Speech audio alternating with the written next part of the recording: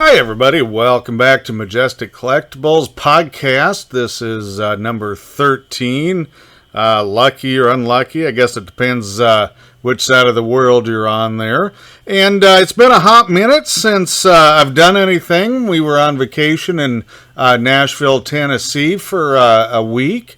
And that was a lot of fun. We went up to Bowling Green, Kentucky and watched them build some Corvettes. That was a great time, too. So it was nice to get away for just a little bit right before show season is kicking off.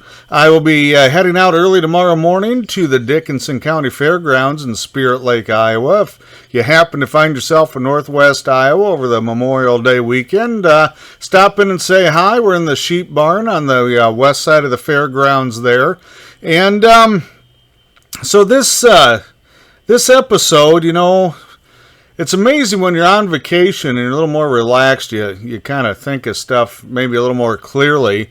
And, you know, this is going to be another eBay rant, and it's going to be the buyer rant. Since I did a seller rant, I got to keep things even, you know. And really a couple of things triggered this. Well, more than a couple after as long as I've been doing it. But, you know, I don't want to overly criticize eBay buyers. I'm an eBay buyer. But, you know, guys, sometimes you gotta help yourselves a little bit and do a little research on stuff. And I've had a couple of things happen. I talked, you know, a little bit last time about the seller. My friend Corey from Minnesota, you know, is having trouble. And in fact, I got to follow up now that I'm back. I'll be seeing him tomorrow, so I'll have to ask how that went, if he ever got his stuff shipped to him from that one eBay seller. But I've had a couple of instances here. First, the thing is the lack of patience. And, you know, somebody will send me a message on eBay, and I get to them as soon as I can, but sometimes it might be a couple, 3 hours. And they seem to take that personally. And I don't know why. You know, I'm not trying to blow you off. I'm trying to answer your question. And if you're in a different time zone, especially if you're in, say, a different country, you know, I sleep at night. I don't know how else to put that. It's really baffling to me where, you know, I'll check my messages probably about this time. I'm doing this in the evening. It's about 7 p.m. here in central Iowa. And, you know, I do sleep at night. I guess I thought most people did. And, you know, I'll wake up in the morning and I'll have 3 or 4 emails from the same person asking, why haven't I responded? Well, your email came through at like 1 a.m. And then your next one came through at like 2 or 3 a.m. and then 4 a.m. and 5 a.m. And I'm like, you know, guys, give me a break, I guess. You know, sometimes you just got to be a little patient and understand that there are human beings on the other side of that, you know, that listing. And I had one just today. This is why the broadcast is so late. I usually do these right after lunch or so, 1 o'clock, you know, that kind of thing. Sometimes in the morning, but usually noonish. And I had a buyer from Australia, good buyer, over 600 positive feedback, but he didn't know how to request an invoice or give me a chance to combine shipping. So he paid for one of his 5 items with an Australian address, and the other 4 items he changed his address to Chicago, Illinois, here in the States. And that was, so far it's been an absolute nightmare. I cannot combine the orders. The shipping is way off. It charged me $7.75. And of course, you know, Chicago's closer than Australia, obviously. And it was just a disaster. I called the eBay service. Well, they called me. I always click on them and have them give me a phone call. And about 45 minutes. And the gal was great. This is not a dump on eBay customer service. I mean, they certainly have had their issues, but she was really fantastic, very patient. She knew immediately once I think I confused her at first because I've never seen this before. I've never had this happen. And she looked it up, and we kind of figured it out together, looking at the, my screenshot on both ends of the deal. And the short version of this is he broke the eBay shipping label system. So they didn't cancel the orders, but they canceled the one label. They had to redo everything. And it still has to go to their up a level or two to IT. She said this is officially listed as a glitch now. And she says they'll should have it figured out over the next 24 to 48 hours. Well, we're going into a holiday weekend. And I suppose they'll be there Monday because they have to. But I don't have high hopes it'll be fixed. But they were really nice. They sent a notice to the buyer that said, hey, there's a hang up. It's not my fault. And, we'll ship it as soon as possible. So I did appreciate that. But my buyer's the one that messed it up, trying to be cute. And I don't blame him, because, they would have charged him $30 for every one of those 5 listings, shipping it, if he paid for them separately. But, if he'd just given me like 10 minutes, I'd have had an invoice in his hands and we could have avoided all this. Some other things, this happened just before I left for vacation in Nashville. And this one did get under my skin a little bit. And this has happened before, like most things. There's nothing new under the sun except this eBay glitch today. But so just before I leave, I get this return replacement notice. I'm like, okay, what's going on? Something, somebody didn't like something. I don't get a lot of those. I literally do not get, not even one a month. I get like 5, maybe 6 in a whole year. So it's not a common thing that people are unhappy with something I've sent them. And it was a book. It was a hardcover comic graphic novel, and it was, I don't know, $20-25. It wasn't old. It wasn't super collectible. Nice little book though. And basically right before the deadline was to ask for a return, like 2 days before, they did that.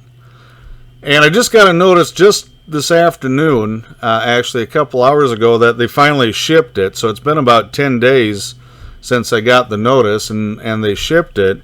I'm not a rental service, guys, and this is a problem if you sell books, comics, DVDs, anything people can read or watch, and just say, hey, I don't want it anymore, and send it back.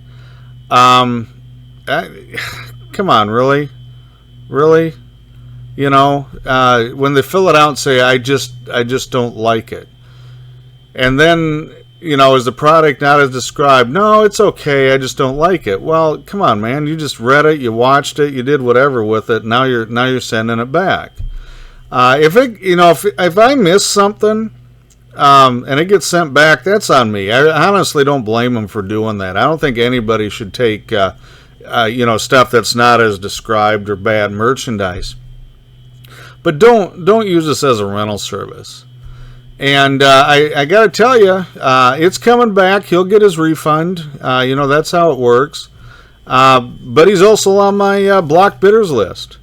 I have a pretty quick hook when it comes to shenanigans on the block bidders list, and it grows. I tell you, it grows by the week. It seems like every week I'm adding 2, 3, 4 buyers to it, and we'll go into that in just a little bit. But guys, don't use this as a rental service. Come on, man. Help us out a little bit. And if you do ship something back, I pack my stuff. I use packing peanuts. I use bubble wrap. I use fresh boxes, fresh materials. Just put it back the way you got it. You don't have to use a new box. You've got all the packing there. But I've had them send comic book comic books and action figures back in like a bubble mailer. It's like, come on, man, really? You know? And then it gets, you know, they never survive. They always get the tar kicked out of them. So if you are going to do a return, because we pay for the returns, you know, you send it back, I gotta pay for that. Least you can do is just, you know, make some feeble effort to get it to me in one piece. That's just the respectable thing to do. And then I had, well, here's another thing. If you buy it, and, you know, I've got buy it now, and then you send me a notice, say, hey, I can't pay for it in 4 or 5 days. You know what? That's up to you. But you go over that 4-day mark, eBay automatically, you know, cancels that, and you get a ding on your account. Ask ahead of time. I respect that, and if I can work with you on something, I will do that. But, you know, don't buy it first and then tell me a day or two later that you can't pay for another 4 or 5 days. I mean, come on, right? I don't need immediate payment. I do not have immediate payment on my listings, and I don't plan on doing that, because if I do that, then I can't combine orders, right? It makes you buy multiple items and pay shipping, and then I have to refund it, and so on and so forth. But, you know, if you're going to buy something, guys, I don't know how else to put it, just make sure you can afford it. You know, I like this stuff too, but nothing I sell is life-changing, life-altering, a necessity in any way, shape, or form. And it's really rare there's anything I sell that there's not another one out there, you know. If you miss something from me or anybody else, there's going to be another piece like that. Just don't do that. It dings your account. It gets you off on a bad foot on eBay in general. And I know I'm not the only one out there that's just going to pull the plug. You know, we're going to put you in the block bidder list. Because, you know, if you're going to buy it and you're not going to pay, that costs us time, it costs us money, costs us a sale. You know, somebody else might have bought it in that time frame and paid for it. So don't do that, you know. Just wait. One thing that I've had a very few do is talk to me ahead of time and say, hey, do you have more than one of these? And I'll say yes or no. But, you know, if I have duplicates and it sells, you know, it'll relist in a few days. No big deal, right? It's the same thing. The price is the same. You know, unless the condition, you know, unless something's beat up on it. But usually it's pretty much the same thing. So, you know, you might check on that if you're a buyer. And another thing, I just ran into this. This actually happened out of the blue. I came back from Nashville, and I had a refused package. And I thought, well, that's really unusual. I can't even tell you the last time I got a eBay package I shipped out that was refused. So I don't know what happened exactly, but from what I can tell in the post office is that person had the wrong address, and the person living there didn't order this. So the person there was you know, that was actually at that address now refused it. And, you know, he didn't know what it was, so I can't blame him. But, you know, make sure your information is up to date, guys. You know, I know you don't have to buy stuff, you know, every 5 minutes on eBay, but I can't tell you, and this is a fairly frequent problem, where I'll mail it off and they'll say, oh no, you have to rewrite my package. You know, I forgot I moved and didn't update my eBay address. Well, you know, sometimes that's possible, sometimes it isn't. Usually it just comes back to me. But it's on your end. I've been actually, you know, I don't want to say yelled at, because, you know, it was an email, but I've had some pretty snarky emails about, you know, them, you know, the buyer not getting their address updated, and somehow it's my fault because I can't, like, snap my fingers and fix it. And I just don't understand that attitude. That has me completely baffled. And then on top of this, so this package was refused and returned, postage due, so it came back postage due to me, $4.35, which is not, it's not the end of the world. And I've been trying to get a hold of this buyer and see what they want me to do, and I've had no response at this point. They're going to have to pay to reship it. Well, they're going to have to pay the postage due to ship it back, and then they're going to have to pay to reship it. So basically, they're going to have, if they still want it, they're going to have 3 times the shipping into it. And the item they bought was like a $8 item. So I don't know what I'm going to do. They have not requested a refund. They have not answered me. I don't know what's going on. And I don't have a forwarding address or a new address on the account. So I'm sitting here. It's literally right beside me here. I'm looking at it right now. I've got it.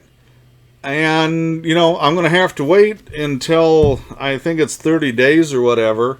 And then I'll be able to relist it and resell it. I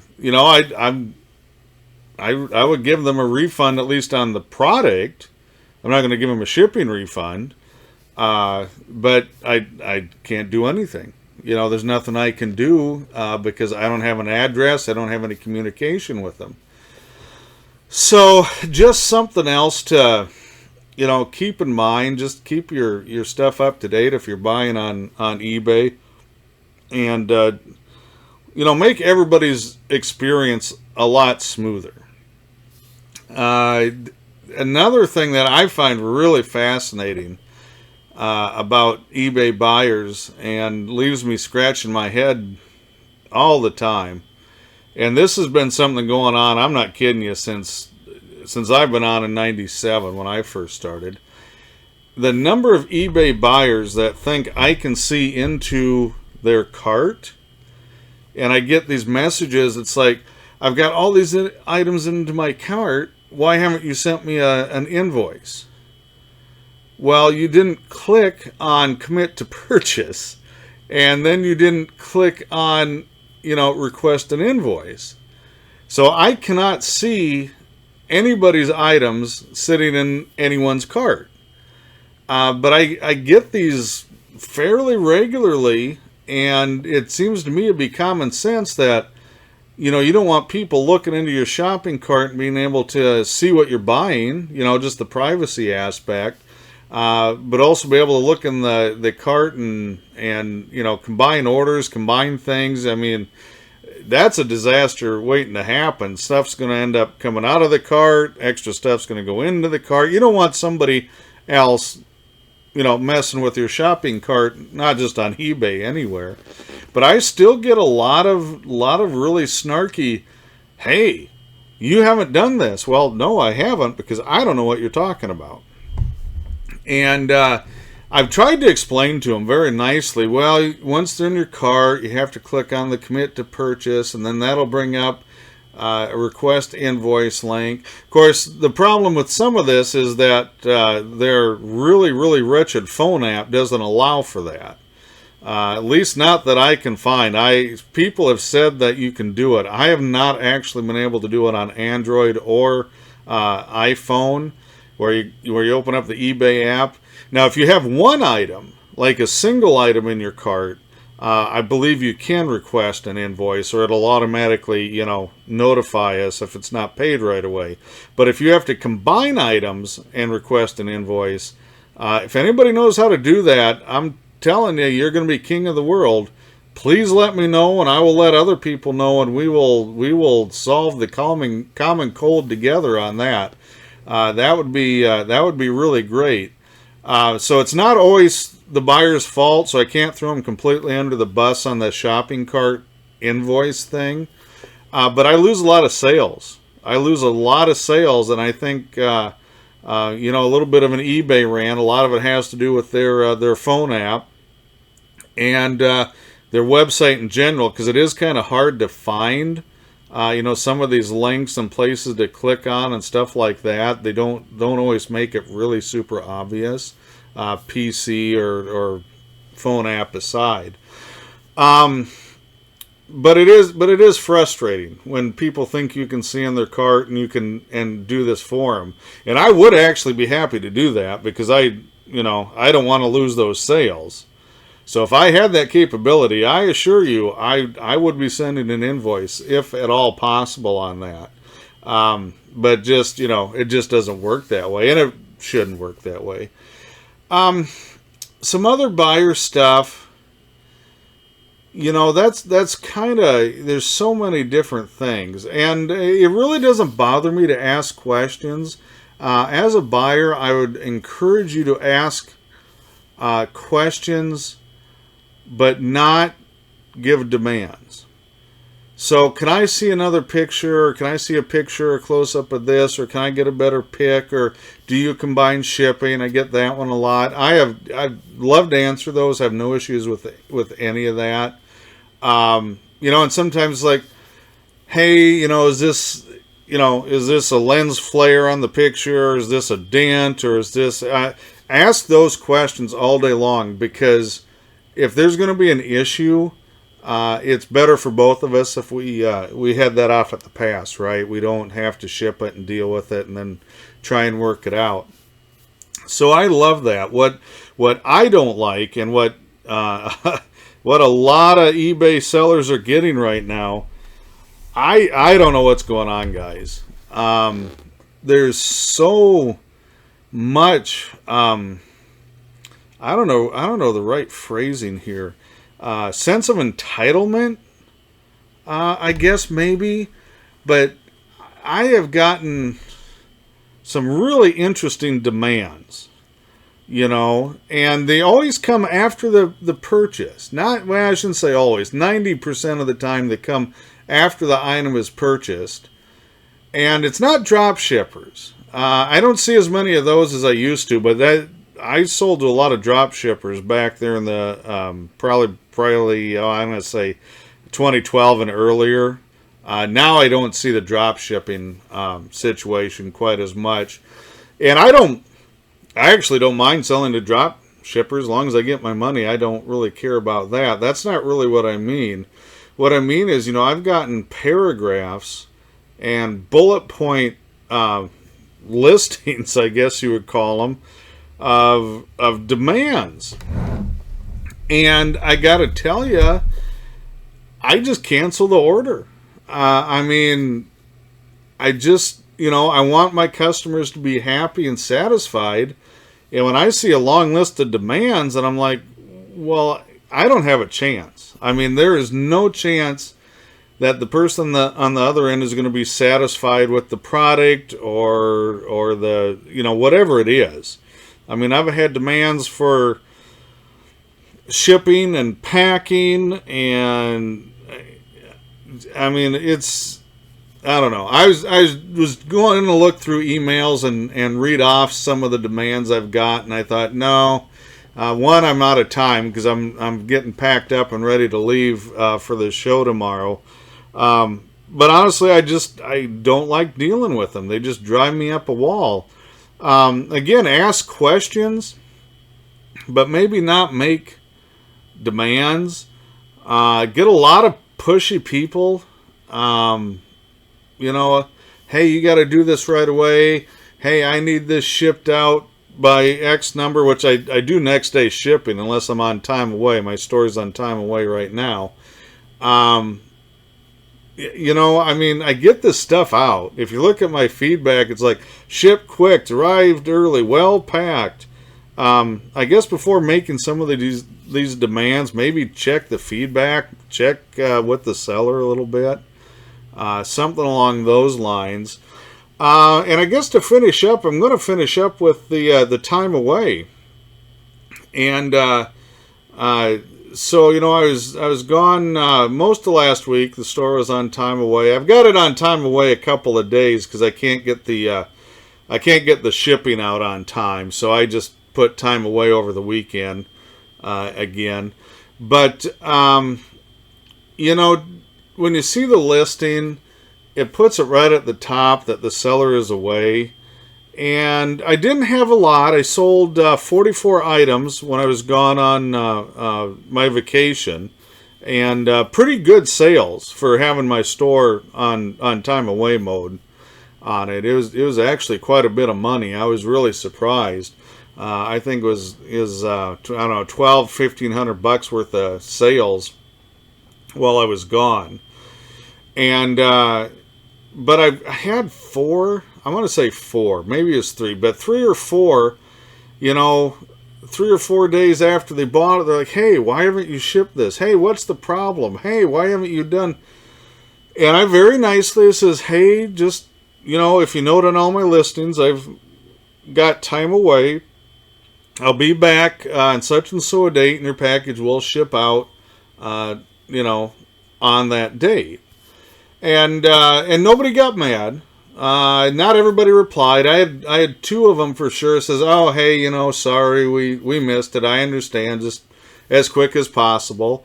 And one of those 2 guys said, "Well, since you haven't shipped it yet, can you combine it with something else if I buy it?" I'm like, "Well, yeah, you already paid for this, so I'd have to refund the shipping on the second one because the first one was paid." He's like, "Okay, no problem." So he did. So he bought another one. I was able to ship it together. The other 2, I never heard anything back, so I don't know if they're angry, mad, or indifferent. I couldn't tell you, but just keep in mind that there are, we're human. We do make mistakes. I don't make many of them, but at least not on eBay. My my wife and kids would be happy to point out all my mistakes, but as far as eBay is concerned, I'm pretty good in that department. We do go on vacation. Sometimes we do get sick.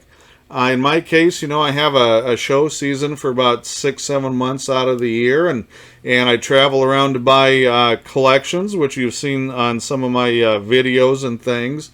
And I'm a one-person show. A lot of eBay sellers, it's not like what you see on YouTube where they maybe have an employee or 2, or, the family members are all doing it. I'm it. I'm a one-man band, and I am often, off-key, off-note, however you want to put it. I do the best I can with it, and a lot of eBay sellers are like that. So again, maybe I'm whining, feeling a little sorry for myself. I don't mean to be that, but just keep it civil and be understanding. And I think most sellers, eBay's really gone to great lengths, extreme lengths, really, to clean up their sellers, so they don't have a lot of these problems. It's tough to be a new eBay seller. I'll tell you that. I did an eBay Seller Rant. But if I was just starting out now versus having done it for so long, there's some obstacles there. They make it, they hold your feet to the fire and make you deliver your product, and a good product, an accurate description, deliver on time, that kind of thing. So it's cleaned up a lot. So I guess just give us a break. I hate to beg for forgiveness, but I'm going to do it here just a little bit, if we don't get right back to you or whatever, kind of thing. And, I guess that's it for now. I could go on all day for ranting on buyers and sellers both on eBay, but I think we've had enough of that for now. Check out our other videos and podcasts, guys. I'm going to have a couple more videos coming up.